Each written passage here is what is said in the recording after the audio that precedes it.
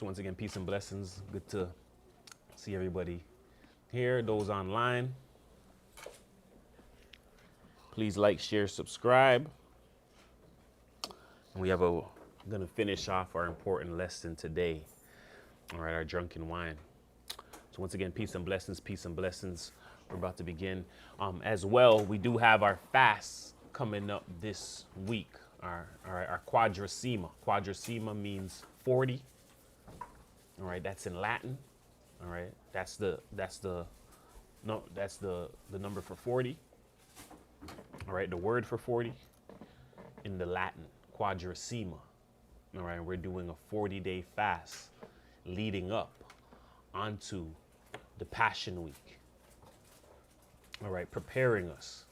All right, so that starts from here and it will end on the Passion Sunday. The Passion Sunday, what do they call that day again? Shoot. Palm Sunday. Sorry, I'm getting the two P's mixed up. Palm Sunday. All right, so go from now to Palm Sunday. From Wednesday, sundown coming up, February 12th, until I believe that's March 23rd. All right, so we have our 40-day fast coming up where you're going to pick 4 things to fast from, things, right, that are holding you back. All right, might be, holding back your full experience with the Most High. All right, these times you're going to put away those things, those 4 things, and you're going to take on 4 things that you really want to emphasize and improve on, and take these 40 days to deal with that. All right, we have a bunch of listings and all of that. Anyone who's online that would like to be a part of that, please send us an email at admin@scommunitychurchofchrist.org. All right, also, if you're looking to donate to the kingdom, send an email to that as well. You could also email that on PayPal. All right, and you could also send us an email and we can give you instructions for our other avenues. All right. So with that being said, we're gonna get right into it, into our intro, and get right into the Sabbath. Only the children of light is gonna understand this.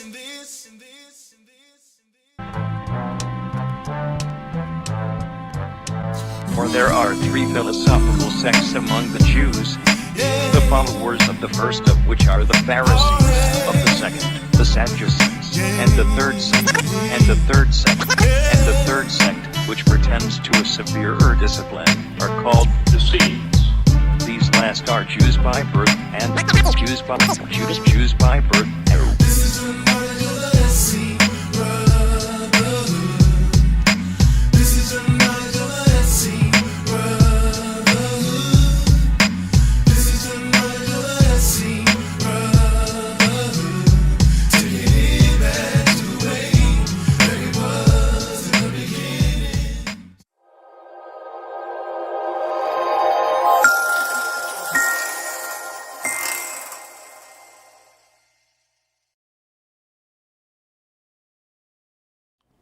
All right. Once again, happy Sabbath, happy Sabbath, happy Sabbath, happy Sabbath. First and foremost, we want to say all praises be unto the Most High, Almighty, High Yeshua Christ, our Lord, our God, our Savior, who the world calls Jesus Christ. My name is Archbishop Shamar. And I'm Bishop Michael. And we be bringing you today's Sabbath report, worship, lesson, exhortation of the day. Once again, the topic, all right, of the day is drunk with wine. We've been going through this drunk with wine and understanding wine, what it is, what it represents, understanding strong drink. All right, we've been understanding that God, all right, allows for some wine, all right, but not to deal with the wine until you are inflamed, all right, till it ignites within you. What does that ignite until you catch this spirit, all right, of intoxication, stumbling, vomiting, pouring out what's inside of the heart. All right, but if dealt with right, in a certain order, right, in moderation, all right, then it can bring some gladness to the heart. All right. Strong emphasis, though, on the moderation. Strong emphasis, though, also was given to men of wisdom, kings, not to even deal with it, because quickly it leads into sin. We've seen that through Lot, escaping through Sodom. All right. Drink wine a little here and there, but because he does partake in it, allowed for the deception to take place, where his daughters thought the world was ending, all right, and committed incest with their father, getting him drunk. Now he, being a man of understanding, is unaware of what's going on. Why? Because he allowed the wine to be in the place. So it's just a fair warning on men of understanding not to deal with the wine, because you forget. And what happened? He forgot. He didn't know what was going on. He woke up that day and he didn't know what was happening. He didn't know what happened, took place last night. We go into, that's what alcohol does. People drinking like, what happened last night? All right. Remember the movie back in the day, Dude, Where's My Car? And he wakes, after the club, after that, he don't remember nothing. He don't even remember where he parked the car. And so they know that the alcohol makes you forget. We went into the incense. We went into one of the main ingredients of the incense, the cannabis, and see that it doesn't make you forget. See that it works on your brain, all right, and memory. And that was off the U.S. government site telling us that. Right? We know that the making of alcohol came from Satan. That's what we've been going through. That the Most High never showed us how to do that. All right. Satan came and he first taught Gihon, one of the sons of Cain, to make grain alcohol. We went into what kind of alcohol that is today. That's like Everclear, 190% proof. That's banned in 17 states in the USA. The alcohol has been labeled too strong, all right? And we know that Satan gave that to the children of Cain and inflamed them, turned them into murder, violence, adultery, different types of heinous crimes and sins, all right? Which crimes is sins, all right? Crime is sin. If you look into the etymology, they're just not telling you. So when they tell you commit a crime, really outside they're telling you committed a sin. They're just disguising it with words that you're not paying attention to.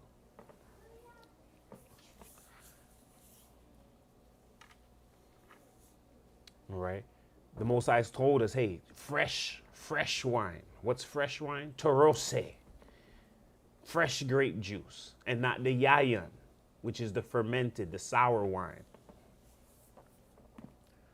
We went into seeing that alcohol itself is flammable. That's why you're going to restaurants, all of that, the flambe, all of that. They know the Most High has put it in the physical properties of it to show you what it does spiritually. It inflames you. Ethanol is alcohol. These are flammable materials. In fact, when they did outlaw the alcohol and people was doing the booze in their basements, they blowing up. How much places blew up? All right, because they doing that.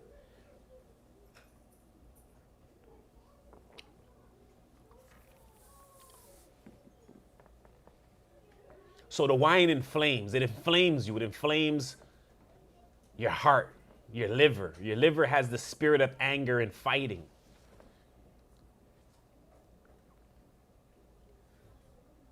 All right, we showed that the alcohol, when consumed, opens up your frontal lobe, where all your decision making and your restraint is. That's another physical thing the Most High put there so you can know, because he uses the wine. The wine, when it's filled in the cup, he says that's his wrath. All right, and he doesn't drink it, we drink it. He gives us to drink, all right? And when that cup is full, it's symbolizing that, guess what? His frontal lobe is open and his long-suffering restraint That's coming to an end now. Because that's what happens when the cup is full and you're drinking that. Your decision making, your restraint is gone. So God says, you know, when I had the restraint, it's not going anymore. You're filling up the cup. The cup. As the cup gets filled up, less and less restraint, less and less mercy. All right.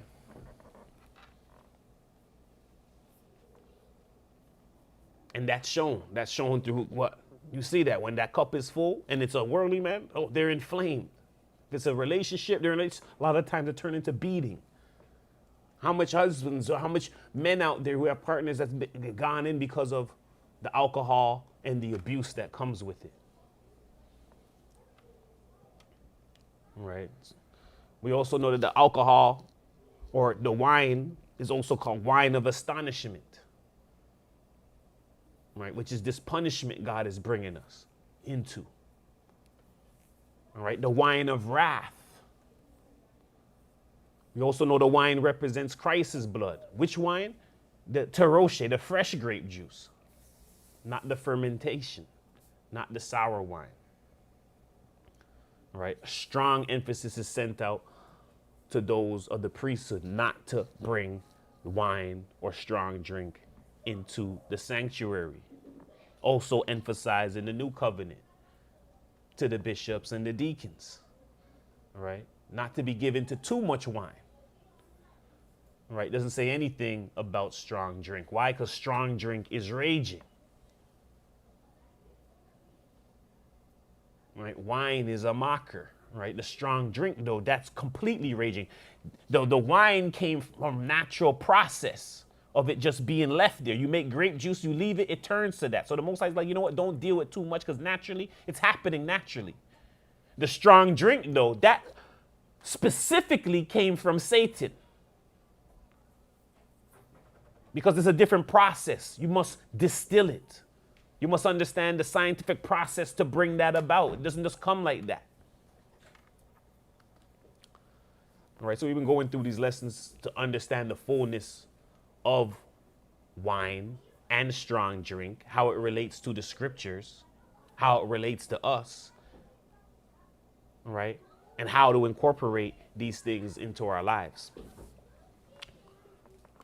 All right, so with that being said, we go right into it. Drunk with wine, false doctrines, part 3. All right, we're going to start at Isaiah 53 and 1. It's the book of the prophet Isaiah, chapter 53, verse 1. Who hath believed our report, and to whom is the arm of the Lord revealed? All right, so who has believed our report, and to whom is the arm of the Lord revealed? Isaiah had to ask this even in his time, because who's going to believe the report? When we mean believe, we mean who's going to be willing. Who's going to be willing to do the things that are spoken of by the Lord, through the prophets, through the word. Who's going to believe that? Isaiah says, who's going to believe us? Because we're sending them, you're sending us out. They want to see you. They want to see you physically. They don't want us here, but this is how God operates. He sends an individual out.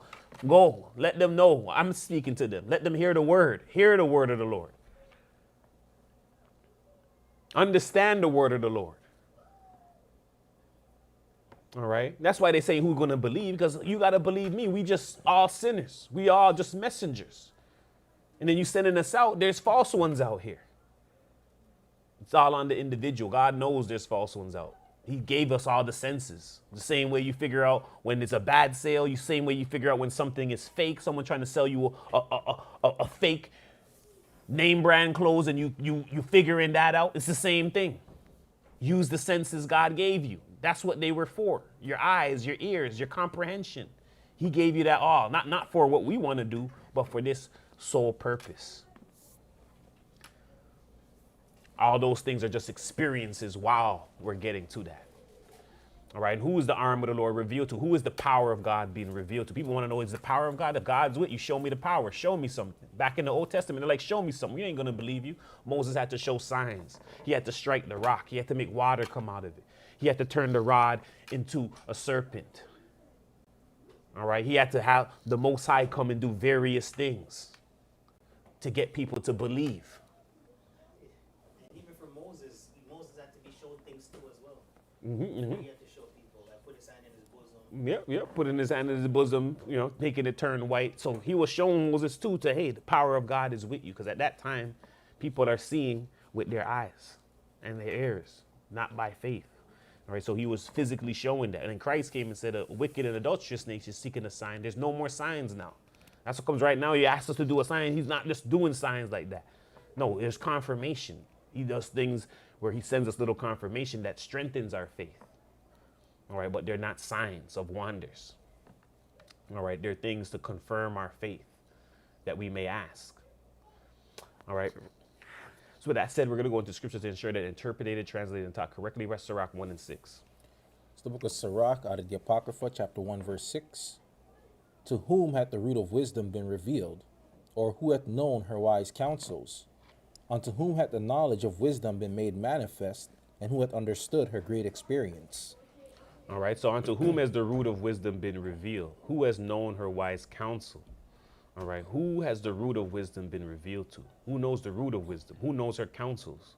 You may know the information coming from her. You may have knowledge on various topics and subjects of the world, but do you know who that information is actually stemming from? That is stemming from a spiritual entity, that is stemming from the Holy Spirit. Do you know her root? Do you know her counsels? All right, who's been manifested the knowledge of her?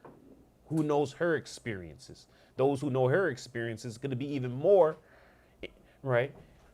Going to be even more familiar with various topics and subjects. They're going to even have more depth because they know who it's coming from, right? They're incorporated with the mother of it, who's wisdom. And even the Greeks, all of them, they had wisdom as Sophia.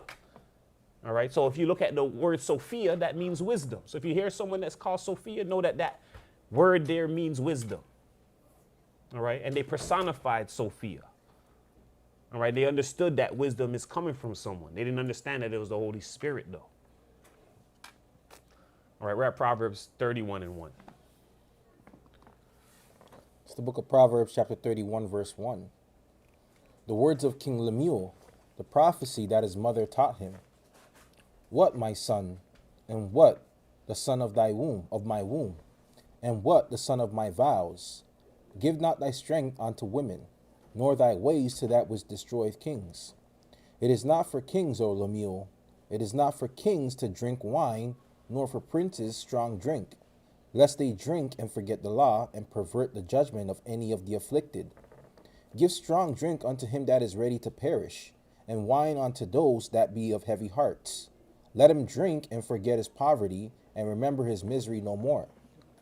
Open thy mouth for the dumb in the cause of all such as are appointed to destruction. Open thy mouth, judge righteously, and plead the cause of the poor and needy.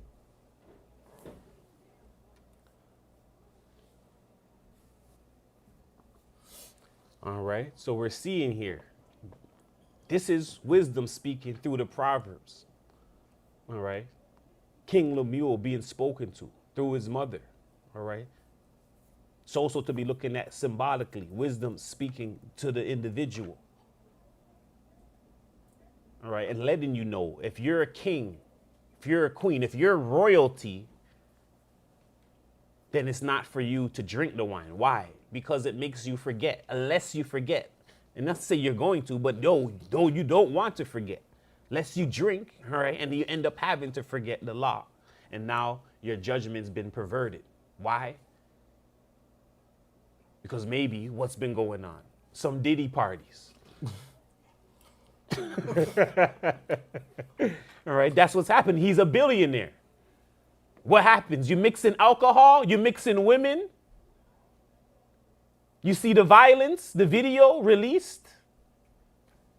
I mean, if he didn't have that around him, I'm pretty sure he could have avoided that. Maybe some of those things didn't happen. But because there's alcohol, because there's women, and because he's set up and he has an empire, it's making him forget. We can say it didn't happen when we see him running out. We've seen the video of him hitting Cassie. All right? They're saying he's having parties with the alcohol and all of that. They're saying he can't stop. He's saying he's having these parties and inflaming. Can't stop, won't stop. Can't stop, won't stop. All right. So this is the stuff that we're seeing, what transpires from this. Why it's saying, hey, if you are of nobility, if you do have power in this earth, stay away from those things, because the things that can happen and transpire with it. All right, we're seeing it live in our day today. All right, still happening. Right, how much individuals drinking, forgetting the law, or doing drugs, doing something else, all right, and forgetting. All right, so we're gonna go into the lesson and continue from last week. All right, we're at. Sorry. No, When you say forget the law, you're talking about forgetting the law. Were you talking about like the Bible, biblical laws, or just in yes, general? the Because- Bible, biblical laws, or the law in general too. Okay, because that's what Yeah. crossed my mind too as well. Even though the Most are saying those times there, if you drink, you forget the law. Even right now, when people are drinking, they forget the law anyways. Yeah, the yeah. law of the land. The law, yeah, any law in general, Yeah. right? They just forgetting the law, period. Yeah. Right, but obviously they're forgetting the Most High's laws too. But yeah, any law in general. All right, so we're at page.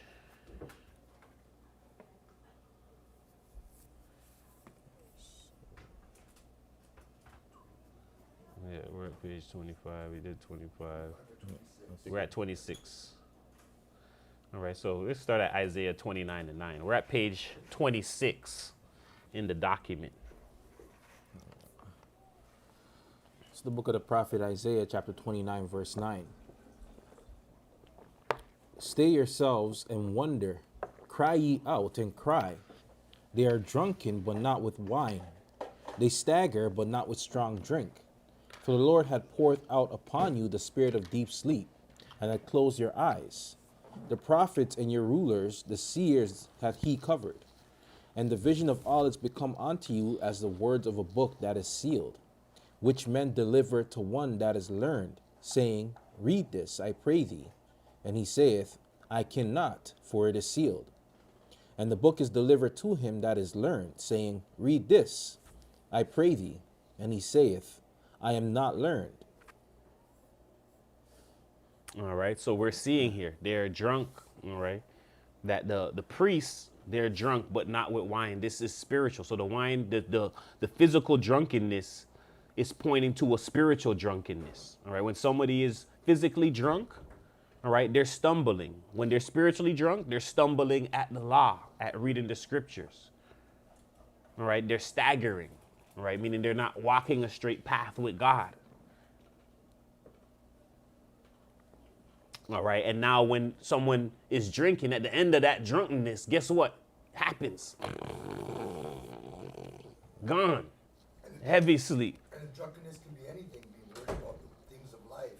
Mm-hmm. You know, complaining about your job, complaining about this, not being grateful. You can be drunk with these different things that will blind you from seeing what God will show you if you remove these things. It's more selfish. Selfishness comes with drinking, right? And being drunk in the spirit begins with selfishness. Oh, yes. All right. And begins with actually ignorance. All right. That's the exact thing of it. That, hey, them being drunken, them falling, them having the sleep on them is the ignorance. All right. Being ignorant of a thing or a topic now because you're drunk, meaning you're staggering at understanding it. All right. Now, because this is happening, they give them the book of the law and they can't read it properly. That's what it's saying. Give them the book. You can't read it. Before, when I was completely drunk, when I was drunk in the world, you gave me the Bible. I was looking at the Bible like, what? Like, what is this? What are these words? Me too. Right? I'm like, whoa. I can't read it. I had to put it down. Actually, when I was young, I said I was real with myself. I'm like, you know what? I don't know. I can't read the words. I'm like maybe 13 at that time. I'm like, yo, I'm trying to. I can't read it. I'm like, you know what? I'm going to be real with myself. When I get older, and not older, when I'm at a strength of age, right, meaning like 18, 19, I'm going to come back. And if they're saying this is the word, I'm going to read it to make sure. Because this is all you're hearing as you're growing up. The Bible, this and that, all this stuff. I'm like, all right, if they're saying this is God and this is all of that, we got to read it one day. But I have to be real with myself that right now, yeah, my mind is too weak to read these words the way I want to read it. It was too weak at that time. I just was real with myself. What I told myself, I'm going to read it when I'm at strength. Not later on in life, why I'm 18, 19, young in the strength. And that's what I did. Right. But I just going back to remember seeing those words and all the words and everything. You're drunk. You don't know how to read that stuff. You're like, I can't read this. I don't know what this stuff is saying. I don't know what it's talking about. I don't know who these people are because we're in a different time right now. The Herbicides, the Jesuits, the this, all of this stuff. You know none of that stuff. All right. But now, as you spiritually awaken, now I go to read it. I'm like, yeah, and see what it's saying. Now guess what? I'm going into the harder parts. Now I'm in Revelations. Like, okay, we're in the spiritual stuff now. All right. We're at Isaiah 56 and 9.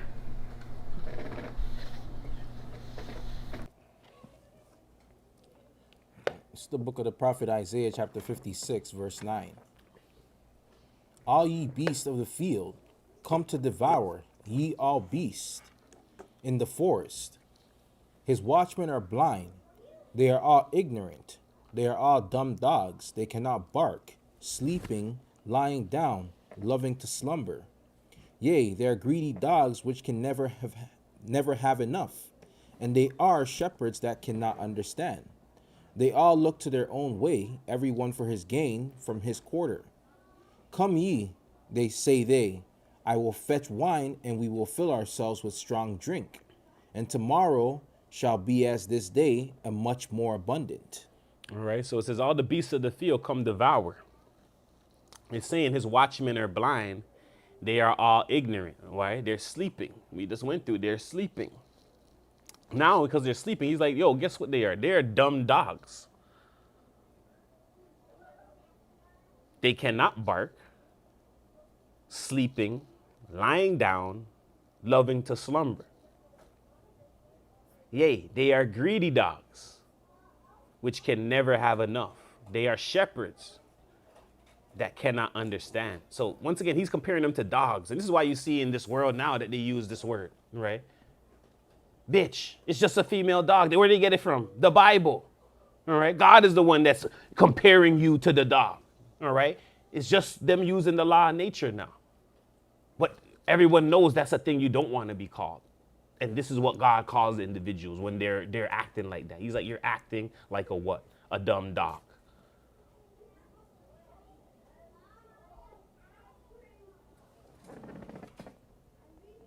Which in translation is a dumb bitch.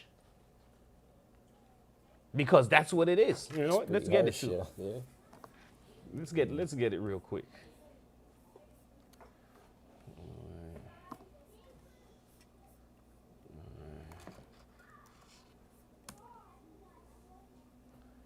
All right, we got it up here. All right, get us the etymology. The etymology of bitch.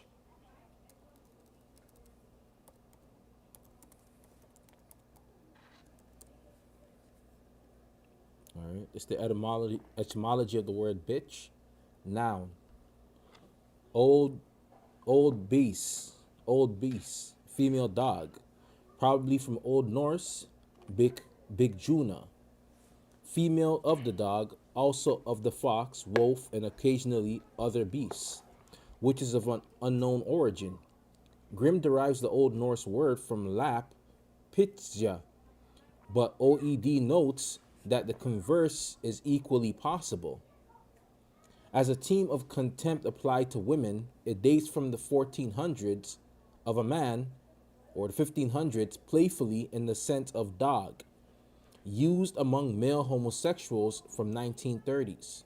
In modern 1990s, originally African American vernacular slang, it used with reference to a man is sexually contemptuous from the woman insult. Bitch, a she-dog, a doggess, the most offensive appellation that can be given to an English woman, even more provoking than that of the whore. A Dictionary of the Vulgar Tongue, 1811. Bitch goddess, coined 1906 by William James. The original one was success. And give us the verb as well. This is the verb. This is the etymology of bitch. The verb, to complain, attested from at least 1930, perhaps from the sense in bitchy, perhaps influenced by the. My apologies. All right. Let me just start over here. Funny, man. Yeah. To complain, attested from the 1930s, perhaps from the sense bitchy, perhaps influenced by the verb meaning to bungle, spoil, which is recorded from 1823, but bitched in the sense seems to echo Middle English bicked or bitched. Cursed, bad, a general term of opprobrium, as in Chaucer's bitched bones. Unlucky dice, which, despite the hesitation of OED, seems to be a derivative of bitch, noun. All right. So we have the bitch. Noun. It's a female dog. That's the name of a female dog. Noun is name. All right. It's the name of a female dog. That's all it is. All right. But why is it considered bad? It's considered bad because God, from the Bible, pointed out that being compared to on the level of a dog and you're spiritual is bad. You don't want to be compared to the level of a dog. Right? You have male dog or you have female dog. You don't want to be compared to neither of them.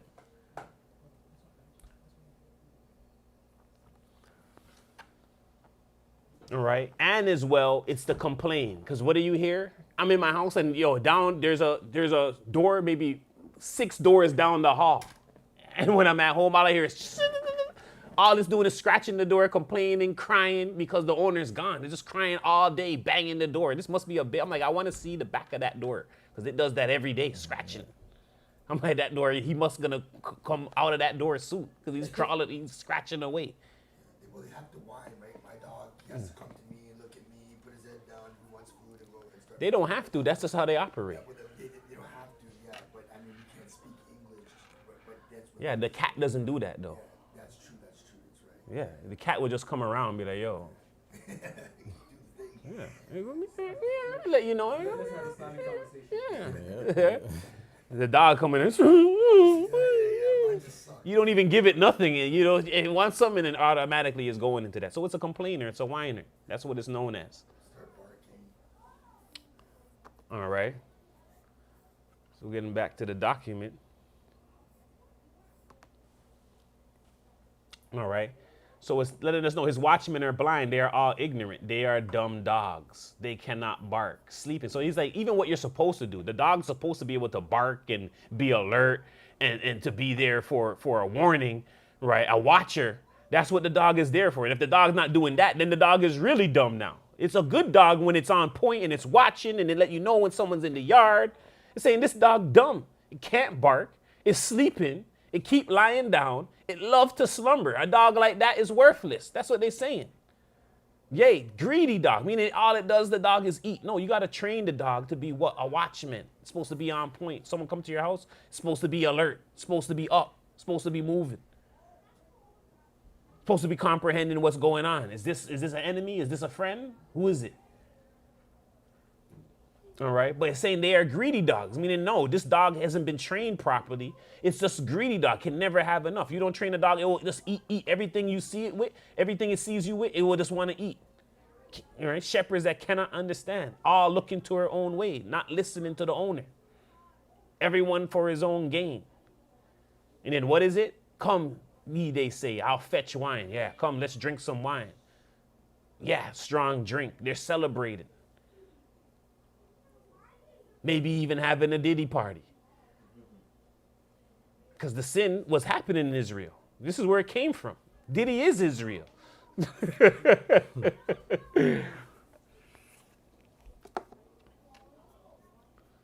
All right, we're at Amos 2 and 11. It's the book of Amos, chapter 2, verse 11. And I raised up of your sons for prophets, and of your young men for Nazarites. Is it not even thus, O ye children of Israel, saith the Lord? But ye gave the Nazarites wine to drink, and commanded the prophets, saying, prophesy not.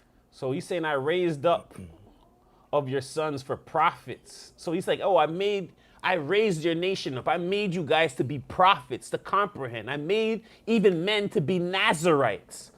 Meaning, Nazarites, from they are born, they don't deal with any wine nor strong drink.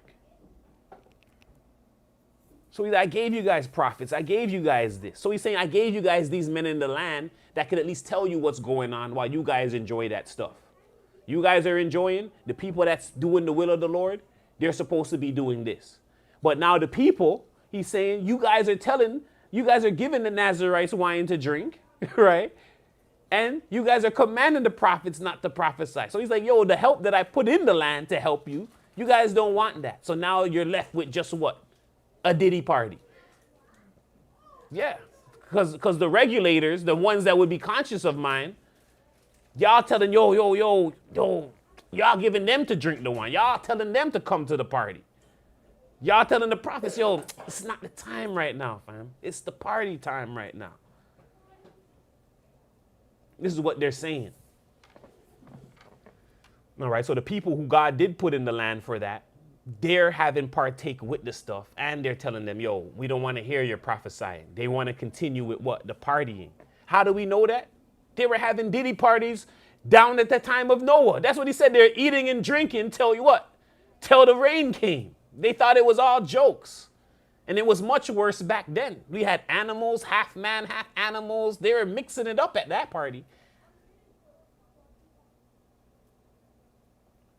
Yeah, that's why God's like, this is enough of that. All right, so these parties been happening with the alcohol, with the different type of sexual natures in there, sexual sins. All right, we're at Isaiah 51 and 17. It's the book of the prophet Isaiah, chapter 51, verse 17.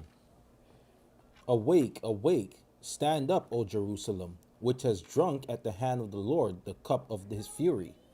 Thou hast drunken the dregs of the cup of trembling and wrung them out. All right, so it's saying awake, awake. It's saying stand up. Why? Because, yo, they slept. They done drank all the liquor off. That's what he's saying. O Jerusalem, the land of Jerusalem, you drunk at the hand of the Lord. What did they drink? That big cup of alcohol that's called the cup of wrath. They drank it off.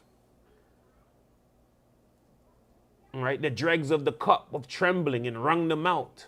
All right, the cup of his fury, trembling. They done drank it all out. That's what he's saying. Continue. Verse 18. There is none to guide her among all the sons whom she hath brought forth, neither is there any that taketh her by the hand of all her of the sons that she hath brought up. All right, so spiritually it's letting you know all the sons that was around, there's nobody spiritually that's comprehending. They're all drunk. They're all taken by the wine, the spiritual wine. They're drunk. All right, they're sleeping. They're ignorant. They're stumbling at the law. There's nobody there to help guide them in the true way. This is why God had to send who? Right? The one to prepare the way for them, to make the path straight for them, to get back to the Lord. Because everyone at the moment is drunken, not understanding. This is happening even right now when we're looking at the world, Christian society. There's a lot of people drunken, not understanding the full doctrine of God. Well, when you're drinking, you're inebriated and your coordination is off, right? So just going into what you said there, where John made mention about making the way straight, right? Even David said, "Make your way straight before my face," because when you're drinking, you're not gonna walk straight. Yeah, That's true, yeah, 'cause, even when you're drinking too, you're shaking. You shake. So, that's a sign of being not spiritually centered. Yeah, if you're shaking all the time and whatever, you may think it's a physical thing, but it's not. It's No, definitely. it's spiritual. It is physical, but it's spiritual. All right. So there's none to guide her. All right, continue for us. All right. It's the book of the prophet Isaiah, chapter 51, verse 19. These two things are come unto thee. Who shall be sorry for thee? Desolation and destruction and the famine and the sword. By whom shall I comfort thee? Thy sons have fainted. They lie at the head of all the streets as a wild bull in a net. They are full of the fury of the Lord, the rebuke of thy God. Therefore hear now this, thou afflicted and drunken, but not with wine. Thus saith thy Lord, the God, and thy God that pleadeth the cause of his people. Behold, I have taken out of thine hand the cup of trembling, even the dregs of the cup of my fury, that thou shalt no more drink it again, but I will put it into the hand of them that afflict thee. which have said to thy soul, bow down that we may go over. And thou hast laid thy body as the ground and as the street to them that went over. All right. So it says, these two things are come unto thee. Who shall be sorry for thee? So these are the things that came from drinking the cup of wrath. Desolation, destruction, famine, the sword. These are the things that come with the cup of wrath. All right. And that's why it doesn't matter. When you drink a whole cup of alcohol like that, that's why there's alcohol limits. And I went through the story with me where I'm like, yo, back in the days, there's one phone line. My cousin's like, oh, you want the phone line? All right. My older cousin, he's like, you will have to drink this bottle. All right. It don't matter how strong you are. Once you drink this amount of alcohol, you're done. I don't care who you are. All right. There's no coming back for you. All right. You will be inebriated. You will lose control of yourself. It's too much alcohol. That's why there's limits. In fact, at the restaurant, they're only giving you maybe 2-3 shots for the hour, 4 shots max. And that's even pressing it. And they're saying you're maxed out, buddy. They're not even giving you. Those cups are like this. All right. Now imagine a cup like this. All right. A cup. You say a cup of the wine. All right. A cup of the alcohol you done drank of the fury. Yeah, that's going to bring a lot of, right, inflaming. All right. You will be inflamed. Your spirit will be inflamed. You will be intoxicated. You will be inebriated. All right. It says, thy sons have fainted. They lie at the heads of the street. Why is he saying that? Because they drank that cup of the wrath. Now he's looking at the street. He's like, look at the streets. Bare sons on the ground, dead, sleeping. The sons have fainted. They lie at the head of all the streets as a wild bull in a net. They are full of the fury of the Lord. That's what we're seeing in these streets with Israel, our nation, blacks, Latino, Indians. All right? They're full of fury. That's why they're so angry. That's why the music is so angry. Why? Because they're full of the rebuke of the Lord. They're like, yo, look at my life. Look what's going on. Hard life, hard knock. Yeah. Bang out. All right, that's all full of the rebuke. That's the fury that they're filled of. They're filled of so much rebuke and fury that they're now translating and pushing it onto others. They're pushing it through the music. They're pushing it through everywhere. It changes when you're incorporated with God. That's why we see when you reach to like maybe a country like Jamaica and they're in the reggae and they're back with God. What is the music? It's different, conscious. It's this. Right? As soon as it moves away from that, now it's back to the same. Bang bang.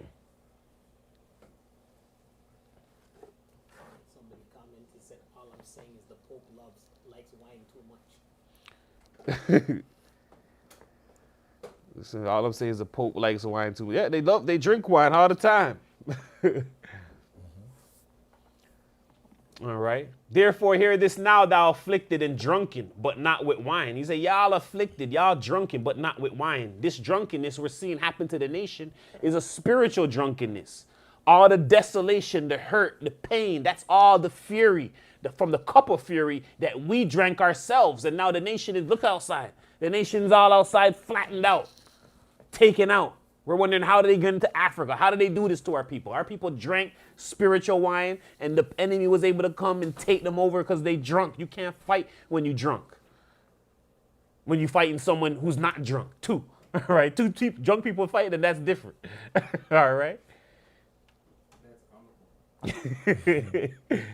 So thus saith the Lord, the God, that pleaded the cause of his people. Behold, I have taken out of thy hand the cup of trembling, even the cup of the cup of dregs of my fury. Thou shalt no more drink it again. So he's saying, now guess what?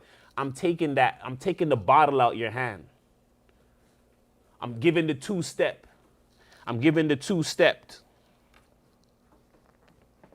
All right, someone's in here saying, you guys got Jesus' blood? Are you washed in blood? We're in the blood of Christ, of course. Symbolically, yes. All right, the blood of Christ is saving, healing. The blood of Christ is teroshe. What is that? Fresh grape juice. That's the representation of it. All right. So God's saying he's taken out of our hand the cup of trembling, even the dregs of the cup of his fury. Thou shalt no more drink it again. He's saying you're not going to drink this bottle again. I'm bringing you through the 12-step program. Yeah, 12 steps to get back to me. All right. He said, but I will put it into the hand of them that afflict thee. So now he's saying, guess what? Those that did this to you, they're going to drink this now. I'm going to give them the bottle to drink. And they're going to drink it now. And they're going to have this happen to them. All right. Which have said to thy soul, bow down that we may go over. All right. So those who afflicted us, they're going to go through the same thing it's saying. As we drank the cup, they're going to drink the cup as well. And they're going to experience the things our nation experienced. All right, so we're going to continue. We're at Jeremiah 25 and 15. It's the book of the prophet Jeremiah, chapter 25, verse 15. For thus saith the Lord God of Israel unto me, take the wine cup of this fury at my hand, and cause all the nations to whom I send thee to drink it. And they shall drink and be moved and be mad, because of the sword that I will send among them. Then I took the cup of the Lord's hand, and made all the nations to drink, unto whom the Lord had sent me, to wit, Jerusalem and the cities of Judah, and the kings thereof, and the princes thereof, to make them a desolation, an astonishment, an hissing, and a curse, as it is this day. All right. So it says, for thus saith the Lord God of Israel, take the wine of the cup of this fury at my hand. So he's saying, you come now, take this wine, the cup of the fury that's in my hand, because that's what it is. All right. That wine of cup is symbolized by inflamed fire. All right. The alcohol is flammable. He's saying, take this cup of fury and cause the nations who I send. So I'm going to send nations to you. And you make them drink it now. They're going to drink it. They're going to be moved. They're going to be mad. Because of the sword that I will send among them. And we're seeing that. We're seeing all the nations, they're going through all this stuff. Why? They took Israel. All right. The physical Israel. All right.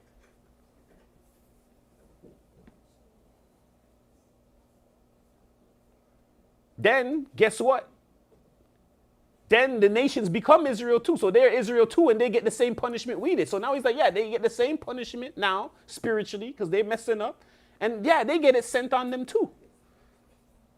And this is why we see in the world now, everyone getting the same thing now, the same cup. The cup being passed around. All right, now everyone's getting moved and mad, and all the nations is getting into this, and all the nations are fury, and he's bringing about all this raging war. All right, then it says, then I took the cup at the Lord's hand and made the nations to drink, whom the Lord has sent me. So he's making the nations drink this same cup. This is what's bringing in these wars. To wit, Jerusalem, the cities of Judah, the kings thereof, the princes thereof, to make them desolation, astonishment, a hissing, and a curse, as it is this day. All right, so the same thing that happened to Jerusalem is passing around to the nations that did this. They're drinking the same cup of wrath. They're forgetting the law. They're going into different types of sin.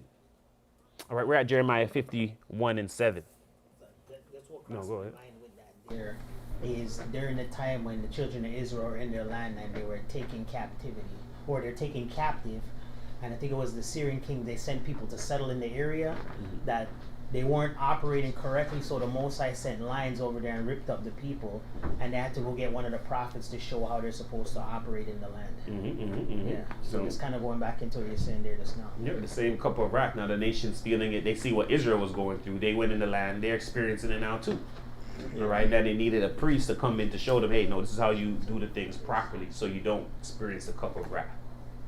This is what God gets angry at. All right. So we're at Jeremiah 51 and 7. This is the book of the prophet Jeremiah, chapter 51, verse 7. Babylon had been a golden cup in the Lord's hand that made all the earth drunken. The nations have drunken of her wine, therefore the nations are mad. Babylon is suddenly fallen and destroyed. Howl for her, take balm for her pain, if so be she may be healed. All right. So they're saying, guess what? The Most High has made Babylon, which we identify in this church as the Catholic Church, all right, the Vatican, that they've been a golden cup in the Most High's hand, that they are this golden cup of fury, and that through Babylon, he's made all the earth, all the kings of the earth come and drink of this same thing. So the same false doctrine that's going out. How do we know it's Babylon and all that? Because when we got into COVID-19 and we're like, all right, why is everybody saying they grew COVID-19? Because, and when we looked in the records, it's because the Pope said so. All the churches, all the nations, right? All the churches like, yeah, we all in agreement with what the Pope's saying.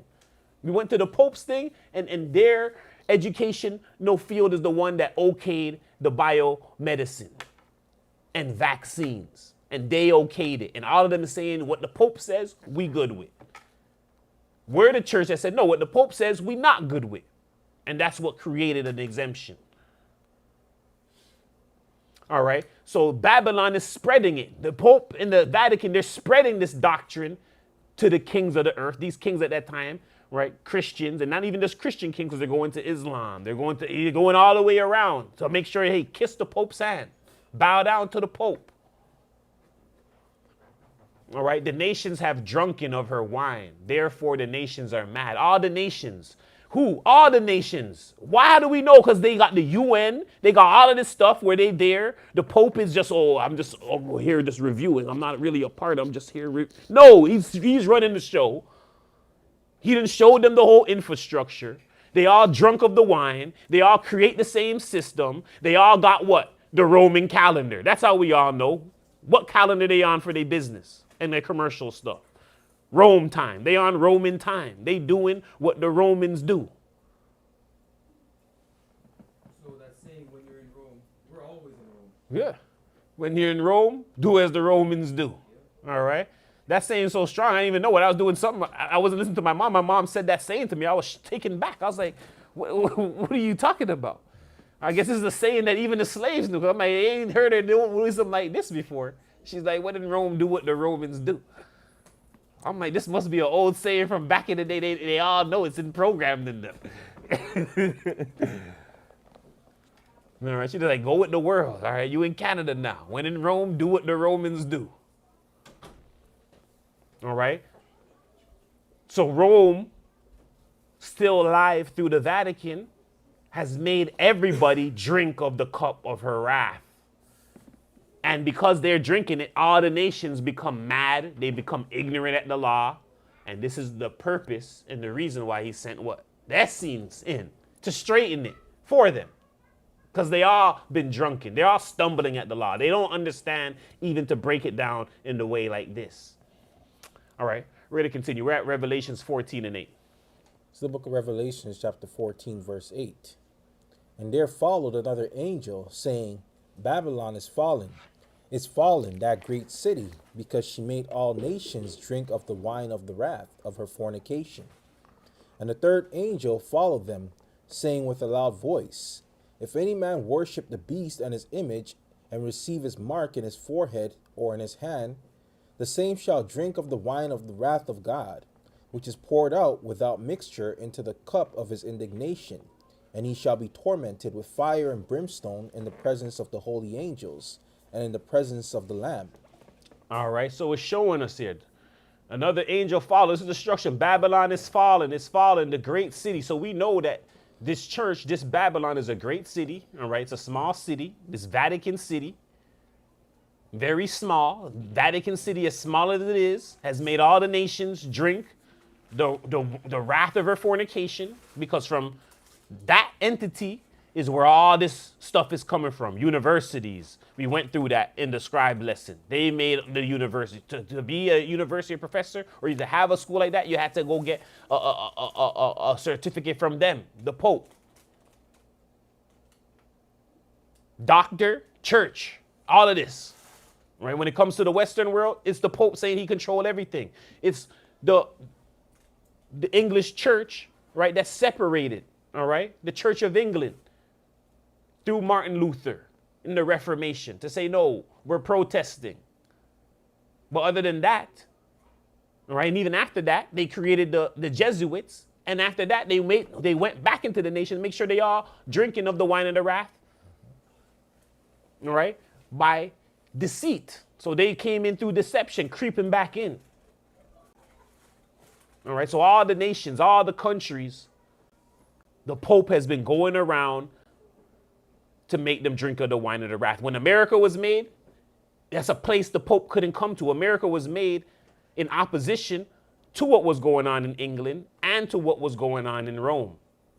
When you seen the Pope, Pope Francis, walk through America with Obama not too long ago, that was a sign that they took him back over and make America drink of the wine. Because before, the Pope wasn't allowed to come through these lands. And now he's coming through the land with the president, and they're acknowledging it.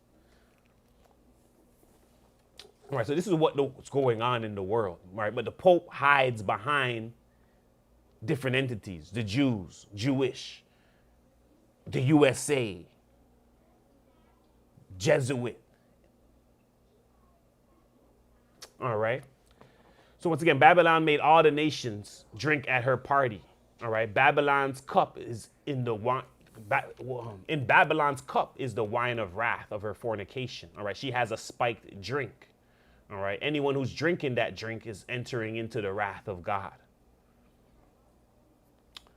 All right. We're at 2nd Ezra 15 and 46. It's the book of 2nd Ezra, chapter 15, verse 46. And thou, Asia, that art partaker of the hope of Babylon, and art the glory of her person, woe be unto thee, thou wretch, because thou hast made thyself like unto her, and hast decked thy daughters in whoredom, that they might please and glory in thy lovers, which have always desired to commit whoredom with thee. Thou hast followed her that is hated in all her works and inventions. Therefore saith God, I will send plagues upon thee, widowhood, poverty, famine, sword, and pestilence, to waste thy houses with destruction and death. All right, so here we're saying in 2nd Ezra 15, and thou, Asia, that are a partaker of the hope of Babylon. So this is giving us a little information that Asia, all right, by power in Asia, who could that power be in Asia? I don't know. Thailand. All right, I think it's Thailand. All right. No, we know who it is. Made in China. All right. Thou art a partaker of the hope of Babylon. What is it saying? That there's an entity in Asia that want to take over what Babylon doing. Not only that too, they test out all their stuff in China first. Their experiments on the people. They use it as a testing ground there, and I wonder how the Pope is involved with that, or how he's connected into there. But everything's made in China, but like even with the QR codes too in China, they have the QR codes where you have to go up to a city and you have to show your pass, and you can't go through, all this stuff, right? What's happening is you're seeing the system we got. As much as people might be surprised, the Pope is the one who drafted it all. When you see China doing that, that's them trying to bring in a new system. They're saying we're next. We're going to bring in a system. We're going to have intelligence that the nations could count on to put into their countries to do what we're doing. That's what Babylon did first. They just hide it and do it. All right. Asia is showing you, you're going to be like us. All right. No privacy. No privacy, none of these things. All right, so the Asia, China, a partaker of the hope of Babylon, and art the glory of her person. So they want that same glory that's coming from them. And we could just even show this real quick. All right. I'm going to go.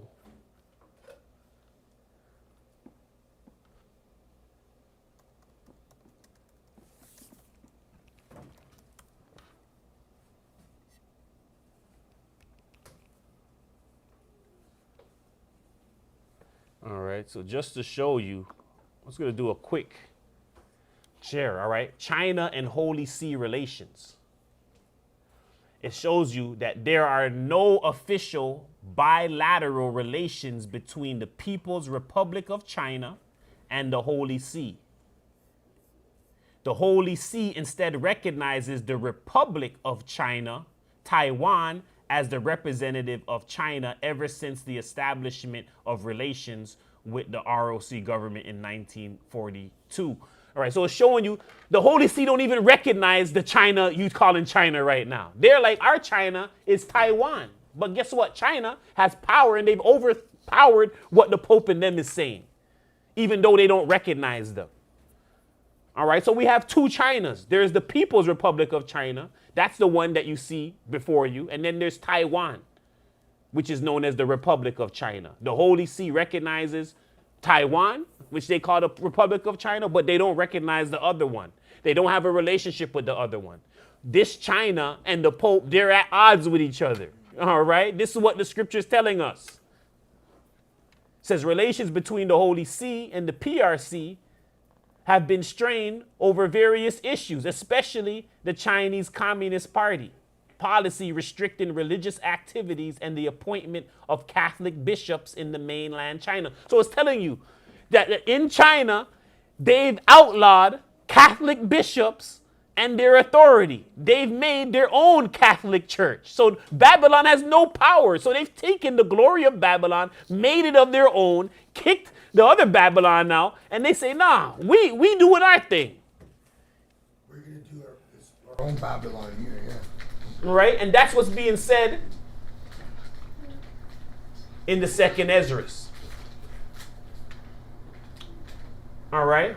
So it says there have been many attempts to improve China-Holy See relations with an agreement signed in September 2018 between the People's Republic of China and the Holy See, allowing the Pope to appoint and veto bishops approved by the Chinese Communist Party. So the Chinese Communist Party is the one who is anointing, approving bishops in the Chinese Catholic Church. The Pope's not the one. The new agreement in 2018 said, you know what? All right, we'll allow the Pope to have some of that. So in a nutshell, basically, China is trying to copy the Babylon and make their own. Correct.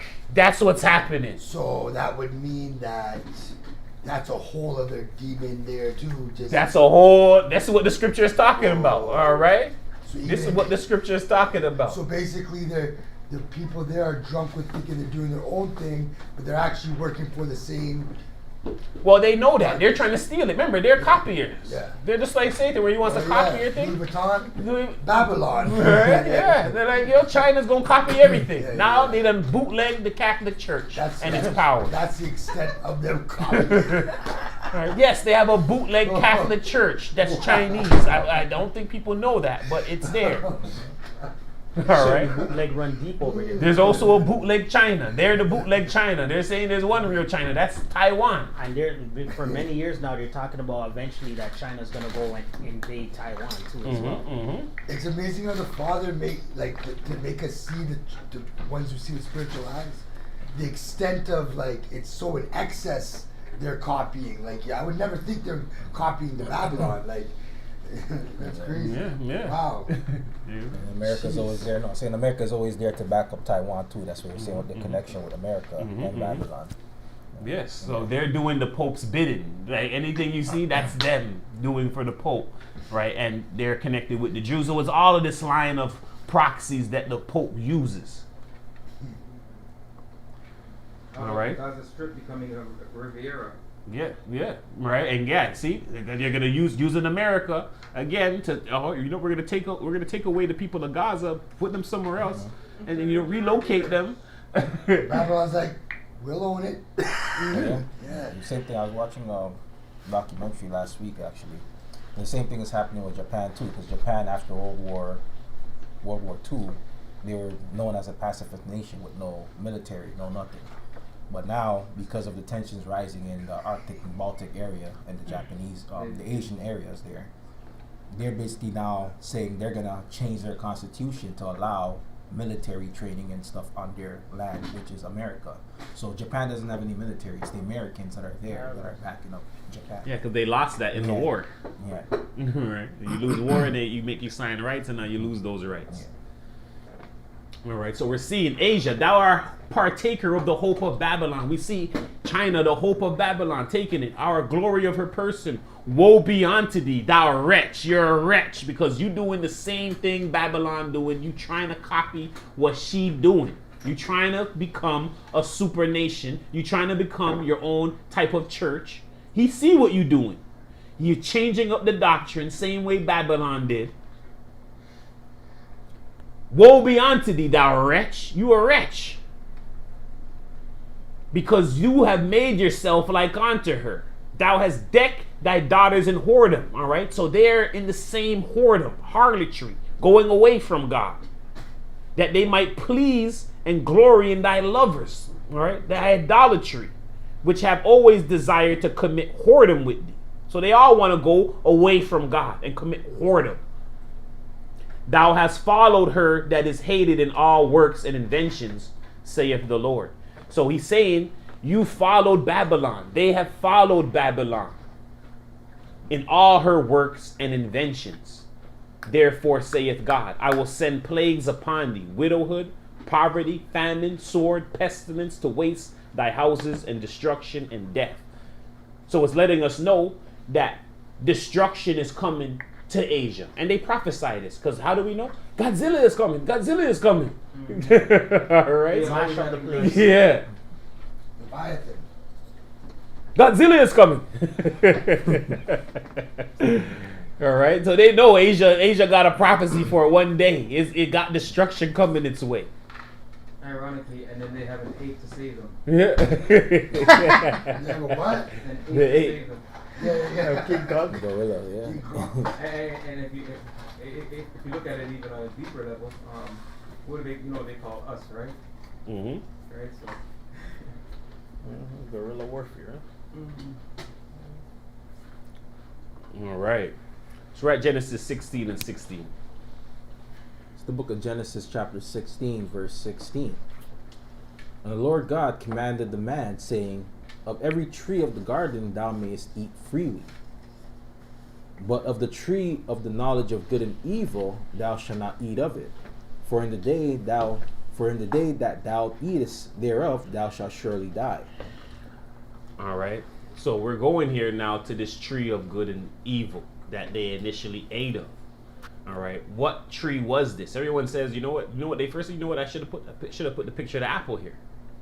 All right. That should have been first. Because if you ask anybody what that tree is, they got the apple sign. There's an apple there on the computer. You see it right at the front of the printer. logo there. All right. You'll see it better on that Oh, one. good. All right. So we got 2 apples. So grapes have a real predominant fruit like significance in the Bible. Well, we'll see. All right. So we're going to go to the book of Enoch. It's the book of Enoch chapter 32, verse 4. That tree is in height like the fir, and its leaves are like those of the carob tree, and its fruits is like the clusters of the vine, very beautiful, and the fragrance of the tree penetrates afar. Then I said, how beautiful is this tree, and how attractive is its look. Then Raphael, the holy angel who was with me, answered me and said, this is the tree of wisdom, of which thy father old in years and thy aged mother who were before thee have eaten, and they learnt wisdom, and their eyes were open, and they knew that they were naked, and they were driven out of the garden. All right. So Enoch is being taken around, all right, and he's seeing the tree at this time, all right, and he's like, its fruits is like the clusters of the vine, all right. So he's seeing that, hey, this fruit is like a clusters of vine, very beautiful, fragrance, all right. So it's clustered, so the fruit is clustered. So this is what clustered is, all right, looking like that, and the fruit is really on a vine. The tree is really a vine. All right, so he's describing to us these things, and then he asks the angel, "What tree is this?" He's telling him, "This is the tree of wisdom." All right, which the father in old years and thy aged mother who were before thee, Adam and Eve, ate and learned wisdom, and their eyes were open. All right, so he's showing them the tree, and they're describing us the characteristics of this tree. All right, so Enoch is showing the tree of good and evil by angel Raphael. Enoch describes the tree as being like clusters on the vine, And the tree, once again, is actually a vine. All right, so we're not seeing an apple. An apple is not in clusters. All right, so I don't know where they got that from. That's the drunkenness with wine, stumbling at the law again. Right? Misinterpreted. All right, so we're at Baruch 3 and 4. It's the book of 3rd Baruch. Oh, my Yep. Yeah. It's the book of 3rd Baruch, chapter 4, verse 11. And when the earth appeared out of the water, and Noah came out of the ark, he began to plant of the plants which he found. But he found also the shoot of the vine, and he took it, and was reasoning in himself, what then is it? And I came and spake to him that the things concerning it, and he said, shall I plant it, or what shall I do? Since Adam was destroyed because of it, let me not also meet with the anger of God because of it. And saying these things, he prayed that God would reveal to him what he should do concerning it. And when he had completed the prayer, which lasted 40 days, and having besought many things and wept, he said, Lord, I entreat thee to reveal to me what I shall do concerning this plant. All right, so you can start right there. So here we're seeing the earth. So this is after the flood. After the flood, the earth is appearing. So when Enoch seen it, that was before the flood. This is after the flood. All right, water is here. It's washed out a lot of the earth. A lot of the earth is filled with water now. All right, Noah comes out of the ark, begins to plant the plants which he's finding. He found also the shoot of the vine. He took it. He's reasoning to himself, what is this? It don't look like a tree. What is this? It look kind of weird. All right. The angel came to speak to him concerning this. All right. He's asking, shall I plant it? What shall I do? And I guess he's understanding Adam was destroyed because of it. Let him not also meet the anger of God. So he knew that this was the, guess, from Enoch showing it, Enoch showing it and understanding it. All right, so from Enoch showing it and understanding it, we're now seeing that Noah was familiar with the vine, that when the flood changed, he was aware when he seen it that this is the tree. All right, that's what he's saying. He's like, oh, shoot, this is the tree. That explained it with Enoch. Enoch explained it to all of us. All right, these things he prayed, and we revealed him concerning it. All right, so he didn't want the anger of God. So he knew God was angry before. He didn't want God to do something now. So he's saying, what should he do concerning this plant? All right, he completed a prayer which lasted 40 days. Emphasis, we got a 40-day fast coming up. Wednesday, sundown, February 12th to March 23rd. So he knew what to do. He's like, I want to reach to God. If you want to reach to God, what is it? 4 is the door. He's like 40-day prayer. Let's go.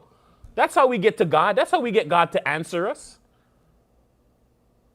All right, 40 days. Let's go into a 40-day hard-pressed prayer. Let's go into a 40-day hard-pressed fast. 4 is the door. 4 leads you to Christ, to the Father. So when he wanted to answer, he prayed a prayer which lasted 40 days. He prayed for 40 days. And having besought many things and wept, he said to the Lord, entreat thee. All right, what should he do concerning the plant? All right, continue for us. But God sent his angel, Seraphil, and said to him, Arise, Noah, and plant the shoot of the vine. For thus saith the Lord, its bitterness shall be changed into sweetness, and its curse shall become a blessing. And that which is produced from it shall become the blood of God. And as through it the human race obtained condemnation, so again through Jesus Christ, the Emmanuel, will they receive in him the upward calling, and the entry into paradise. Know therefore, Baruch, that as Adam through this very tree obtained condemnation, and was divested of the glory of God, so also the men who now drink insatiably the wine which is begotten of it, transgress worse than Adam, and are afar from the glory of God, and are surrendering themselves to the eternal fire. For no good comes through it. For those who drink it to surfeit do these things. Neither does a brother pity his brother, nor a father his son, nor children their parents. But from the drinking of wine come all evils, such as murders, adulteries, fornications, perjuries, thefts, and such like. And nothing good is established by it. All right, so it's letting us know All right, going back. All right. Saying, what shall he do concerning this plant? Sarah says, telling him, plant the shoot of the vine, for thus saith the Lord. So God is saying, plant it, plant that vine. That's how we got it here after the flood. Noah planted it back. Its bitterness shall be changed into sweetness. All right. So its bitterness was changed into sweetness. Its curse shall become a blessing. And that which is produced from it shall become the blood of God. So he was saying, guess what? I'm going to change the nature of this plant. Its bitterness is going to be changed to sweetness. The curse that came to Adam and Eve from it, now it's going to be turned to a blessing. That's why when you come now, how do we know the story is true? Because Christ came and he blessed it. He made it his blood. How did it turn to his blood? Because of the prophecy given to it. That, hey, first it did curse you, but guess what? God used that same thing now, and now we're blessed by it. The same way he say, hey, through woman, the sin came, and now through woman, the sin is erased and eradicated through wisdom.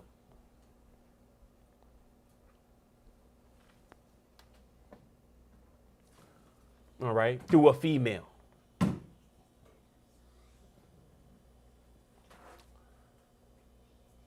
All right, so its curse shall become a blessing, and that which is produced from it shall become the blood of God. That's why it's represented as Christ's blood in the communion, because in the beginning, it was a curse unto us. But through Christ, this same very plant has now become a blessing unto us. Kind of goes into him drinking the vinegar and the gall, right? Because wine turned into vinegar when they gave him the vinegar and the gall to drink. It kind of makes me, I could be wrong, but you know, seeing how Adam and Eve ate the bitter fruit to get the wisdom, then now reading in Baruch, they turned the bitterness back into the sweet. And then when Christ was on the cross, because of what he was Oh, giving, you know what? Yeah, yeah, that's a so good the analogy. bitter- So instead of taking the sweetness, he's like, you know what? Give me the the. bitter, the gall, the myrrh. That's a good addition. We got more to add to that in this lesson, though. All right, to that same very thought you got. So thank you for that. All right. So it says that, hey, the curse shall become a blessing. It shall become the blood of Christ. And through it, the whole race of mankind who obtain condemnation, so through it, through Yeshua Christ, who is the Emmanuel, all right, that's what he is, they will receive in him the upward calling into paradise. And as Adam, through this tree, received and obtained condemnation and was divested of glory, so also who men now who drink it insatiably. So if you drink it insatiably, then you're going to fall close to the same thing that Adam had. All right, that same fall. You're going to transgress worse than Adam. So anyone who gets drunk, they fall into worse sin than Adam. And they're also divested of all the glory. All the glory you see when someone's drunk, you're like, oh man, look at them, they're drunk. Whatever glory they had at that time is gone in that drunkenness. And in fact, they get embarrassed in all of that. All right, and are far from the glory of God and are surrendering themselves to eternal fire. No good comes through the wine when drunk insatiably. And I know it's speaking about the yayin. No good comes through the yayin. All right, because we know through the fresh grape juice, that's fine. That could bring gladness to the heart. It's saying this yayin, though, no good comes from that. All right, people who drink it to surfeit, all right, drink it and they can't handle it, drink it past the limits and the amounts, all right. They don't pity their brother. They don't, right, nor the father his son, the children their parents. Right? And from this drinking, all these evils are coming. Murderers, adulteries, fornications, perjuries, thefts, the such like. Nothing good is established by it. And this is just talking about the wine. We're not even getting into the strong drink. Yeah. Wine is not a part of party culture right now. All right? They want strong drink. They want to be inflamed. So it's gone much worse than what even this wine can do. It's gone into the things that the sins of Cain and them was doing. All right, so we're going to continue. We're at Matthew 20 and 20. It's the book of St. Matthew, chapter 20, verse 20. Then came to him the mother of Zebedee's children with her sons, worshiping him and desiring a certain thing of him. And he said unto her, What wilt thou? She saith unto him, Grant that these my two sons may sit, the one on thy right hand and the other on the left in thy kingdom. But Jesus answered and said, Ye know not what ye ask. Are ye able to drink of the cup that I shall drink of, and to be baptized with the baptism that I am baptized with? They say unto him, We are able. And he saith unto them, Ye shall drink indeed of my cup, and be baptized with the baptism that I am baptized with. But to sit on my right hand and on my left, it is not mine to give, but it shall be given to them for whom it is prepared of my Father. All right. Then came unto him the mother of Zebedee's children with her sons. All right. So a mother with her children came unto him, worshiping him, desiring a certain thing of him. And he said unto her, What wilt thou? All right. So he's like, What do you want? He already knows. All right. She saith unto him, Grant that these two my sons may sit, one on thy right hand and the other on thy left in the kingdom. So he's saying, yo, let them sit on the throne with you. All right. You in the middle, and let one of my sons be on the left and let one be on the right hand. All right. And Yeshua, he's saying, okay, Christ is saying, do you know what you're asking? So he's like, do you know what it takes to sit on this seat here? Are you able to drink of the cup that I shall? So Christ is getting what? He's about to drink of this cup of fury. He's like, if you want to sit here, you don't just get here by doing nothing. He's getting here by drinking this cup. He's saying, do you know what you're asking? Can you handle this cup that I'm about to drink? All right. Can you handle the wrath of God? Can you drink the wrath of God in a cup to be able to sit in this seat here? Or even, can you be a judge? All right. Kind of reminds me in the Garden of Gethsemane when he's praying and he's like, Father, take the cup from me. Yeah. We got that coming as well. All right. So he said, are you able to drink of the cup that I shall drink of? So he's telling them, you don't know. She's like, yo, she want her son. Obviously, that's a good mother. The mother wants the best for her children. She's seen Christ there. She's like, yo, this is an opportunity. She believes so much. She's like, yo, you guys are going to sit on the throne with Christ. I'm going to be the first woman to ask this. Right, yeah. She's like, yo, please let them sit on the left and the right hand with you in the kingdom. He's just saying, yo, he wish he could, but he's like, do you know what cup? Do you know what you asking? You able to drink the cup that he gonna drink of the fury? And be baptized with the baptism that he about to be baptized with? What is that? That's the fire baptism. He said he about to go through the fire right now. And this is what we ought to ask anyone. Oh, we want to be like you. Or when they see you with whatever the Most High has now blessed you with. Because once again, Most High is going to give you the confirmation with the blessing. When someone else sees you now, and, oh, can I get the same thing? Can you handle the cup? Can you go through the knowledge? And when the knowledge is coming and all the stuff that God is bringing into your life to refine you, can you handle that to stay on, to be able to sit here in this right here? And that's a good example there too as well. For a lot of people, when they see these so-called celebrities online and they see all of what they have, they don't know the type of work and the pains and the shed, tears that they have to go through to attain some of this stuff. Now you're going into any of the so-called Luciferian or satanic stuff, just when it comes to the diligence, when it comes to their craft and the work that they had to put in. Yeah, and the trial and their tribulation, to get to where they're at. They just want can I get the Grammy like you? Like, all right. Can you go through the stuff that I went through or going through? All right. And even when they start going through the stuff, even getting into the Christian faith and being baptized, people think it's going to be clear sailing, but it's you're going to go through stuff, and that's why a lot of people, they leave it because they can't handle it. Yeah, they can't handle it, right? They can't get there. So when we're here and people want to get there, they got to be able to take the fire baptism. What is that? The refining that we're going through, and the cup of the wrath, all right? The punishment that God gives us for what we go through, all right? And then they said to him, we are able. So they still, after all of that, said, yeah, we are able. They're like, yo, we are able. They're so bad they want to get into the kingdom. And Christ said unto them, ye shall drink indeed of my cup and be baptized with a baptism that I am baptized with. But to sit on the right hand and to the left, he's like, it's not his to give. So he's like, all right, you're going to go through what I'm going through. Not the exact thing, all right? But you're going to go through a likeness of what I'm going through. Right? You will get that to drink of my cup. So you will get some of the wrath. You will get the back. Because we got to, that's why I was saying, we all got to go through the same thing. But Christ just received the extra portion of it. Right? But he's saying to sit on the right and to the left, that's the Father's. That's God the Father who chooses that. So even Christ is showing there that, it's only for who God prepares it for. All right? Who the Father prepared it for. Right? The thing I noticed too is that he chooses the ones that go through a lot of suffering in their childhood and all that stuff to do positions of like what you're doing, or to be a deacon or a deaconess. And then the people, sometimes what's sad too, and you have to kind of explain to people, is the people who didn't really go through that kind of suffering as much, they come to faith, and then they have to kind of go through it then.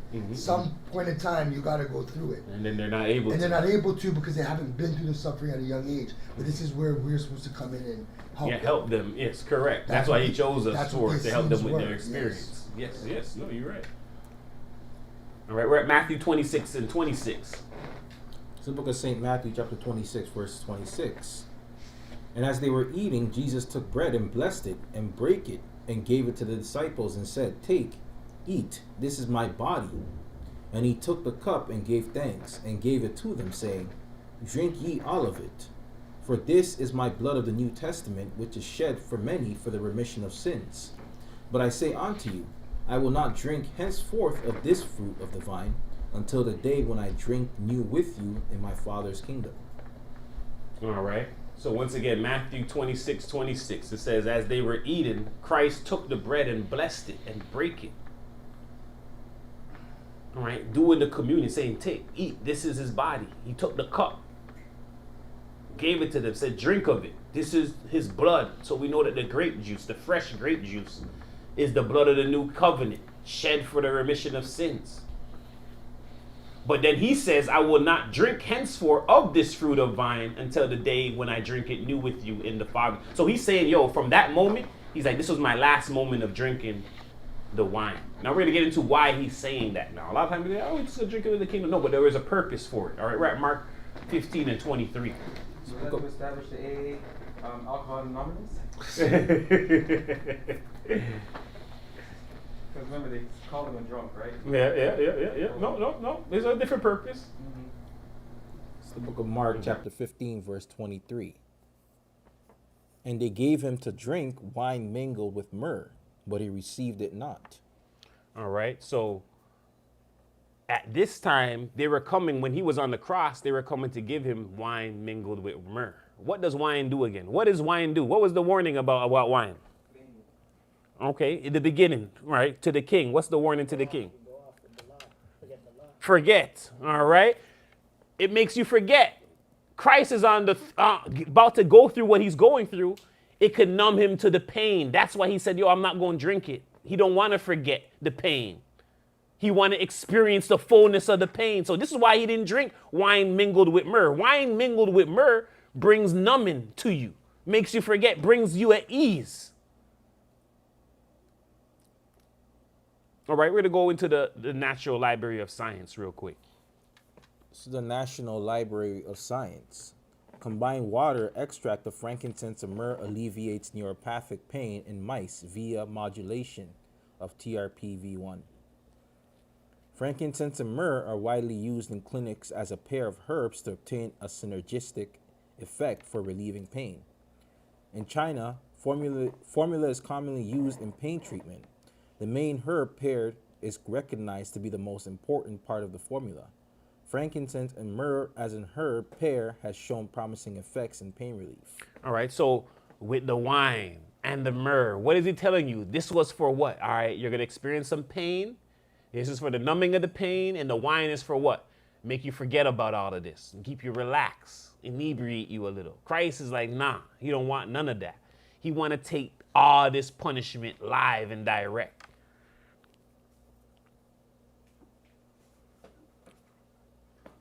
All right, which is a lot.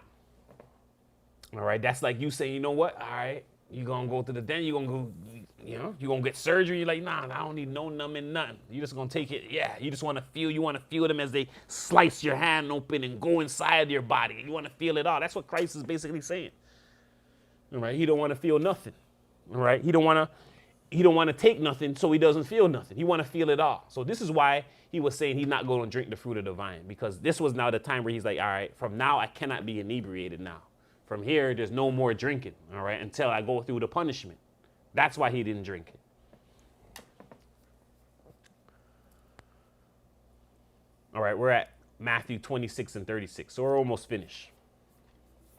It's the book of St. Matthew, chapter 26, verse 36.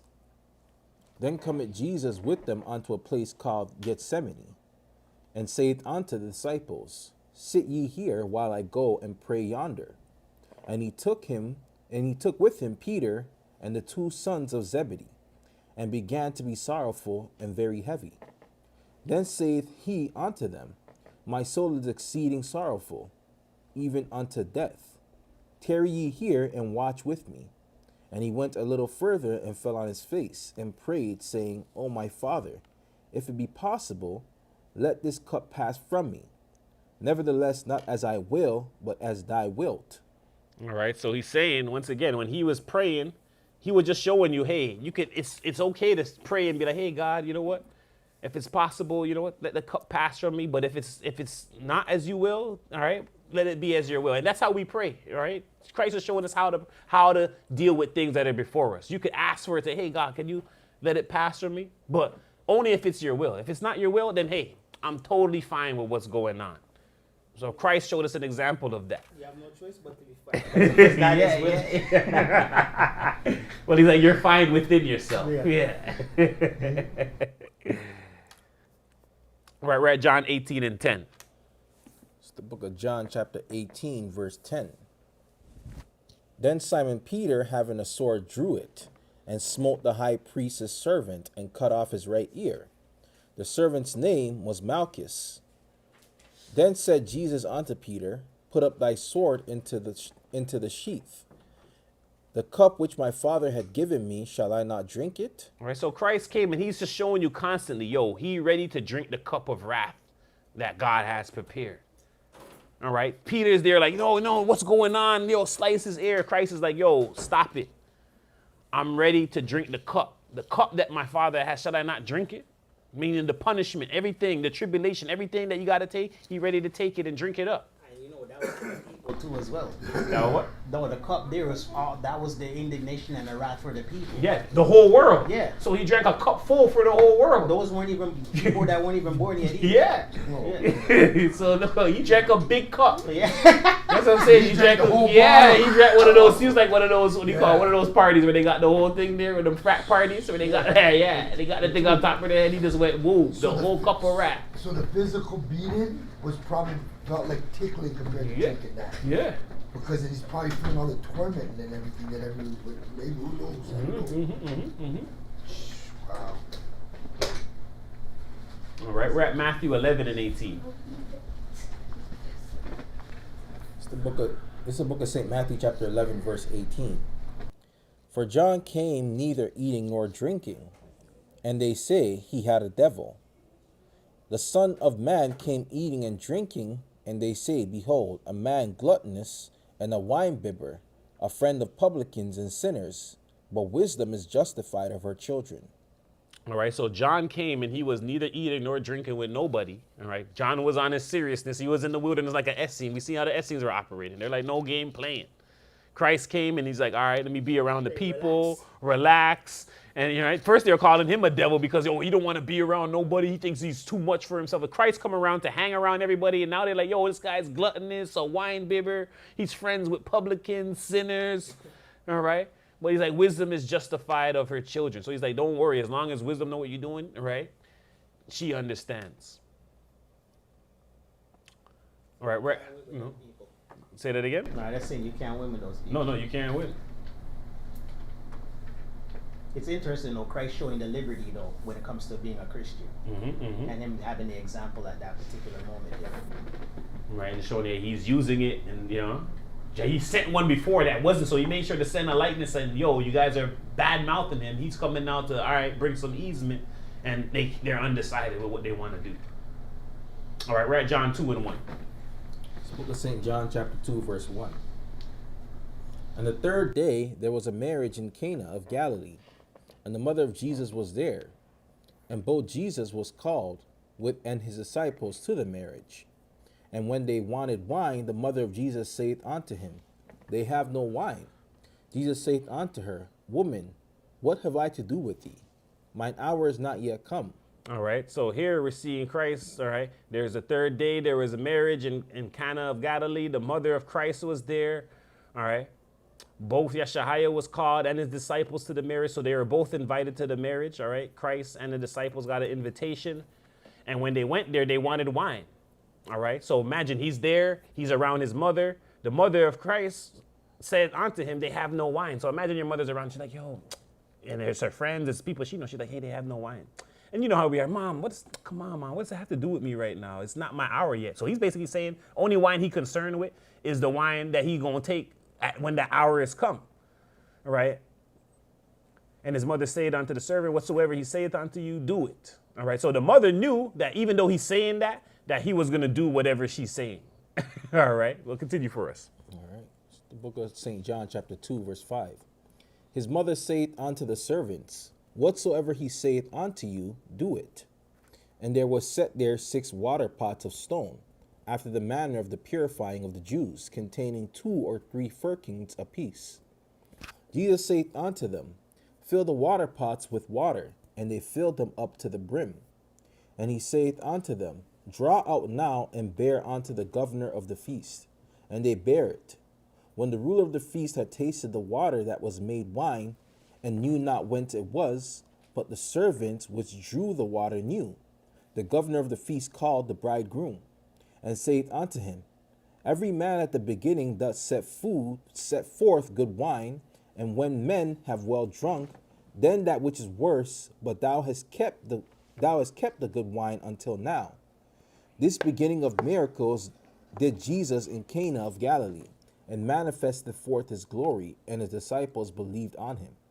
After this he went down to Capernaum, he and his mother and his brethren and his disciples, and they continued there not many days. All right. So Christ was first like, hey, Mom, what does this have to do with me? It's not my hour yet for wine. Why are you talking to me about wine when it's not the hour for me to drink the wine? Like, I'm concerned with my wine. All right. And that's just what he's saying. He's just showing us how, a mother and a son relationship normally can be.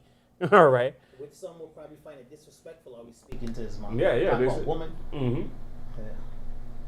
Right. And he just saying, hey, she's a woman. Right. He's like, woman. Right. What does this have to do with me? My hour is not yet come. So he didn't say nothing rude there. All right. But the mom knew, hey, he gonna do it anyway. So he's like, hey, she said that to her. He's like, mother said to the servants, whatever he tells you to do, you do it. So she's like, yo, he's gonna do it. Whatever he tells you to do it. And she walks out. And then right away, he tells them what to do. And the whole point of the story was just showing that, hey, the disciples knew that all he did was tell them to do this and that. And the thing about what I'm seeing in the scriptures, when the prophets are doing whatever, they just believe that God is with them, and they did whatever, and they just like, you know what, God is going to back me up. And that's the faith there. That Christ knew that, hey, by doing this stuff is going to turn to wine, because God is going to strengthen his power before everybody. And that's a good point there, and a right context in regards to waiting on the Lord. And not sitting down doing nothing, expecting him to do it. Take the initiative, do whatever you have to do, knowing that he will back you. Yep, he's going to back you up. That's the wait on the Lord there. Not just sitting down doing nothing, no. expecting the Lord to do it for you. Yeah, knowing that he's right there, you just got to do whatever, and he'll be right there to co-sign it and do whatever. That's what the prophets knew. That's why they're like, all right, just do that. Elijah, all of them, they did the same thing. All right, yo, dig a hole, put water in it, do this. They just knew that they had to do something drastic that only God could do, and God would back it up.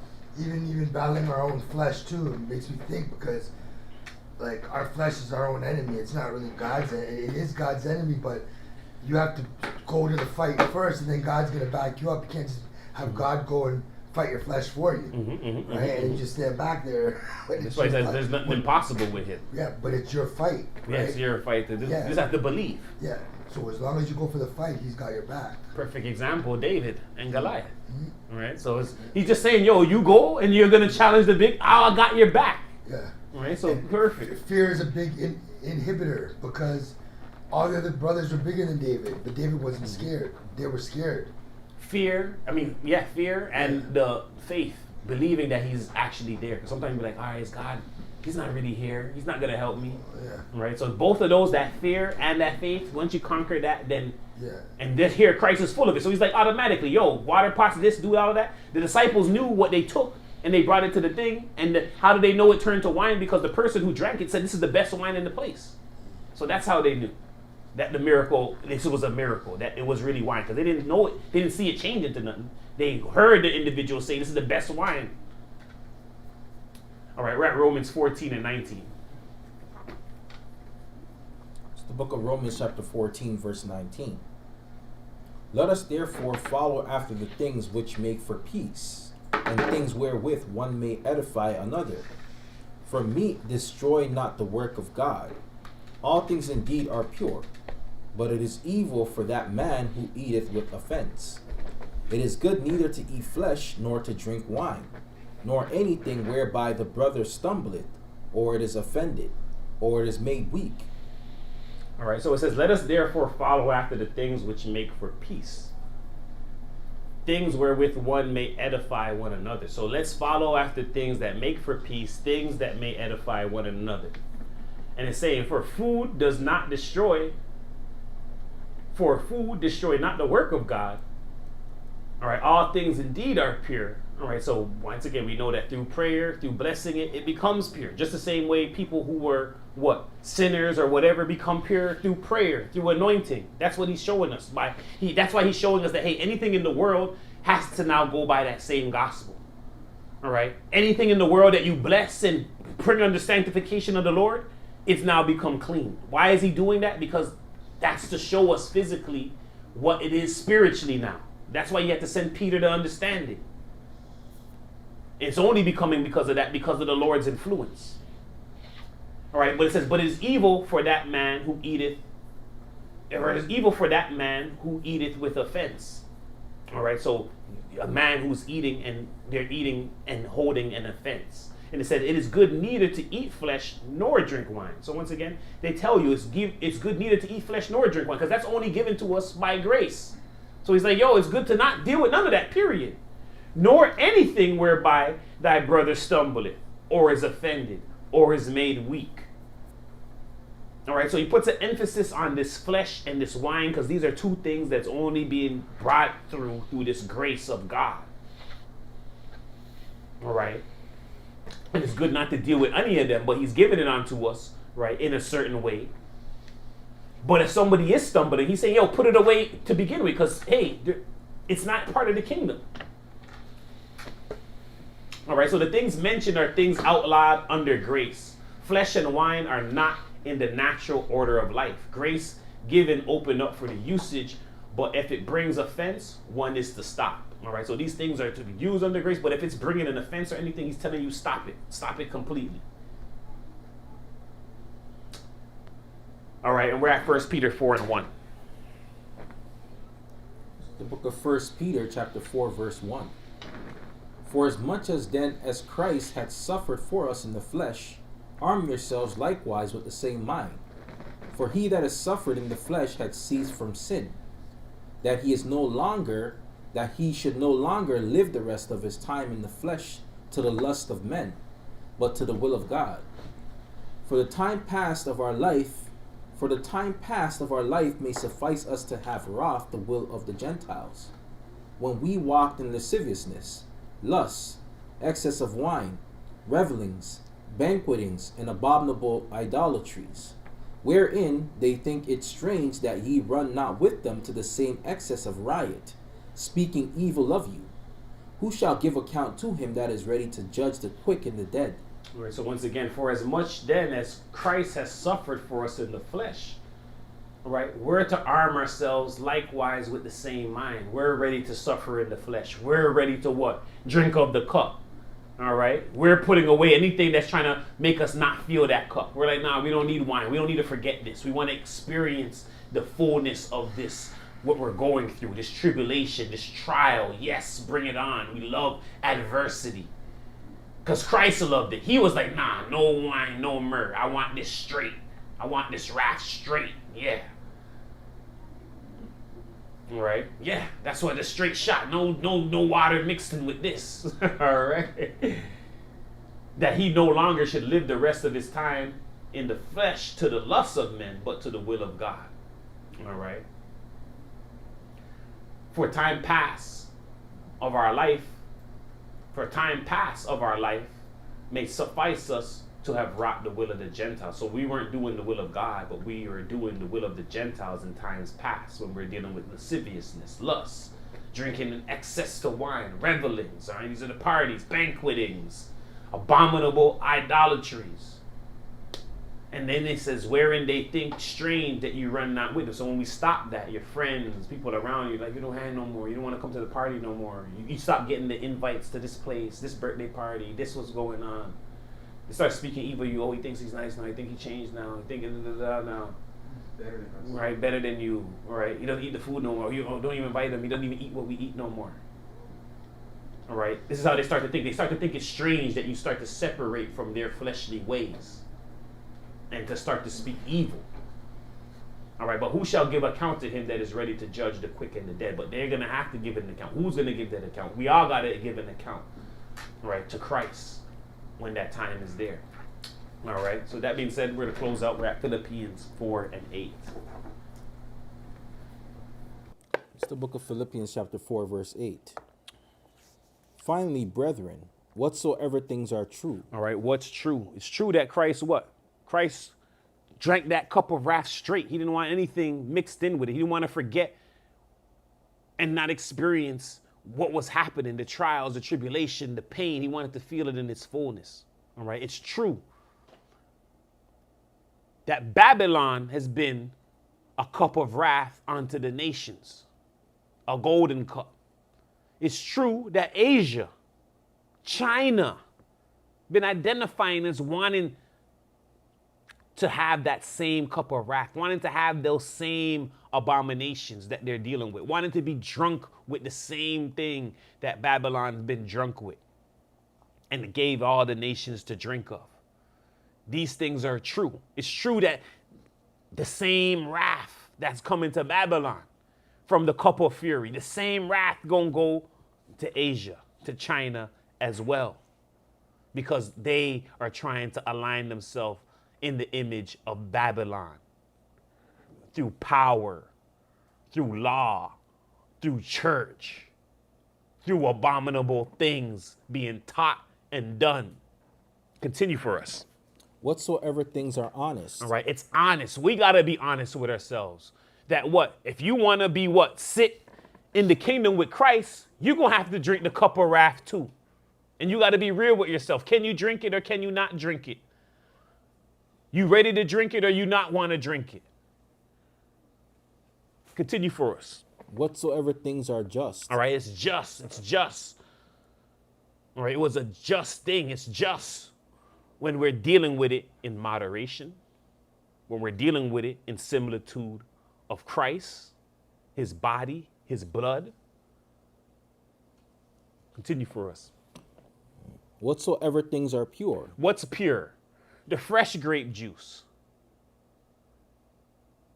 Call it unleavened grape juice instead of the sour grape, the fermented grape. Continue for us. Whatsoever things are lovely. All right, what's lovely? All right, being sober in the mind, not stumbling at the law, being able to comprehend. These things are lovely. Being in the right and the good side of the Lord. Continue. Whatsoever things are of good report. All right, these things are of good report. When God comes around and he sees what? That we're sober-minded. We're understanding the scriptures. We're building understanding. We're drinking milk and not wine. Continue. If there be any virtue, and if there be any praise, think on these things. Those things which ye have both learned and received and heard and seen in me, do, and the God of peace shall be with you. All right, so think on these things. Once again, this was our drunk with wine, false doctrines, part 3. Hope everybody got a good understanding, a perfect understanding on just how God looks at wine, strong drink, what they represent, and how to gird ourselves against it. With that being said, I want to say all praises be unto the Most High Almighty, Yahweh Yeshua Christ, our Lord, our God, our Savior, who the world calls Jesus Christ. This is the Essene Community Church of Christ. My name is Archbishop Shamar. And I'm Bishop Mike Allah. And this was our Sabbath report / lesson. Once again, drunk with wine, false doctrines, part 3. Watch the whole series and gird yourself and stay sober-minded. All right, when we know sober-minded, meaning abstain from wine. Has nothing to do with smoke. With that being said, peace and blessings, peace and blessings. Peace and blessings. Peace and blessings. Only the children of light is gonna understand this.